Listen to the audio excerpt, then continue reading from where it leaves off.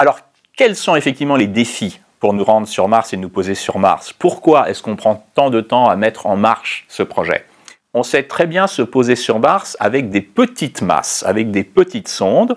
On l'a montré, la NASA l'a fait, que ce soit avec des parachutes, des rétrofusées, la grue volante de Curiosity qui dépose Curiosity par un moyen un petit peu plus compliqué. Mais dans tous ces cas de figure, on opère avec des sondes qui ne font que quelques centaines de kilogrammes. Curiosity fait 800 kilos quand il se pose sur la planète Mars. Quand vous devez faire se poser un équipage, là, vous parlez d'un module qui va faire à peu près 10 tonnes, 20 tonnes, 30 tonnes. C'est une autre paire de manches. En fait, il n'y a pas une économie d'échelle, enfin, il n'y a pas une économie, mais c'est pas simplement rendre tout plus grand pour que ça fonctionne. Vous vous frottez à des problèmes physiques un peu différents. Freiner une telle masse en arrivant dans l'atmosphère martienne, c'est beaucoup moins facile qu'avec des parachutes et des petites rétrofusées. Il faudrait en particulier de très grosses rétrofusées avec beaucoup de propergoles. Donc vous alourdissez considérablement votre vaisseau qui arrive sur Mars. C'est un cercle vicieux et vous avez des très gros problèmes pour poser une grande masse. D'autant que, bien sûr, il n'y a pas possibilité d'un échec. Il faut que l'équipage arrive vivant. Ensuite, c'est relativement simple parce que, en particulier, le faire redémarrer, il y a une technique très astucieuse qui consiste à fabriquer sur Mars le propergol pour remonter, soit en orbite martienne, soit carrément voler, retourner vers la Terre.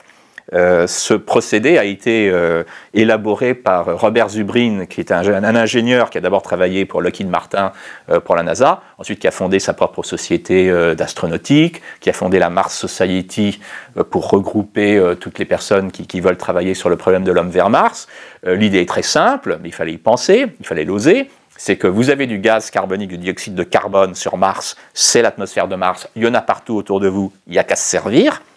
Et avec ça, vous fabriquez du méthane. C'est une réaction chimique toute simple, vous mélangez un peu d'hydrogène avec du gaz carbonique et pof, comme par magie, vous avez du méthane, c'est-à-dire du gaz naturel, et de l'eau dont vous fabriquez de l'oxygène, vous avez le comburant, le carburant, vous avez les propergols d'un moteur fusée. C'est simple, il n'y a même pas besoin de procédés compliqués, c'est pas vraiment une usine à gaz, si c'est une usine à gaz, mais elle est très simple, et avec ça, vous redécollez.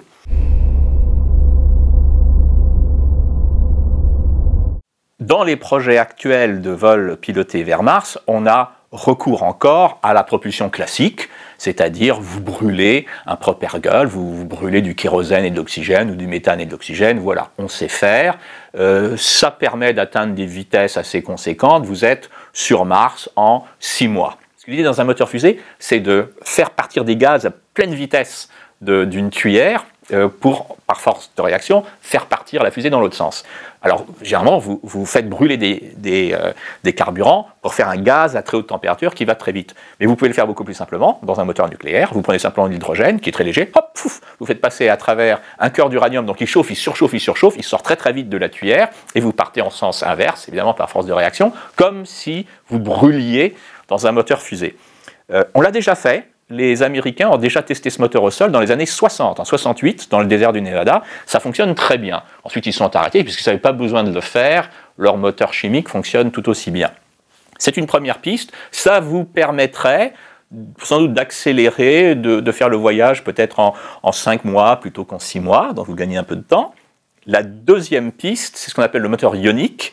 C'est pareil, au lieu simplement de brûler un carburant et un comburant pour faire des gaz qui partent très vite de votre tuyère. Là, vous accélérez des molécules, des atomes de gaz avec un champ électrique.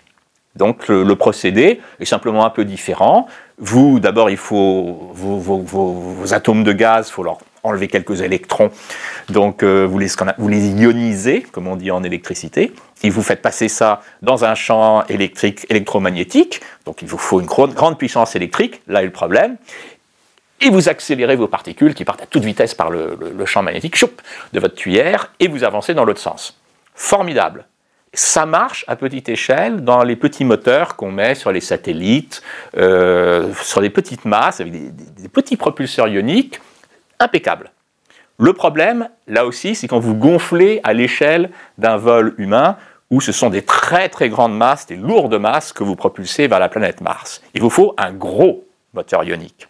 Il vous faut donc ensuite une grosse alimentation électrique. Et c'est là où, à nouveau, vous faites une escalade des masses et ce n'est plus vraiment réalisable. Pour le moment, le moteur chimique tout bête qu'on utilise dans les moteurs fusées depuis des décennies marche très bien. On n'a pas besoin de quelque chose de mieux. On n'a pas besoin d'aller sur Mars en 5 mois plutôt que 6. Tout ce qu'on fait en disant il nous faut des propulseurs futuristes pour aller vers Mars, c'est simplement avoir une excuse pour repousser l'échéance, toujours pour dire on n'est pas prêt. On va faire d'autres études, on va engager une autre société pour nous faire un rapport. Donc ça fait de l'argent pour les sociétés aérospatiales. Mais tout ce qu'on fait, c'est qu'on reporte l'échéance alors qu'on pourrait très bien voler vers Mars demain.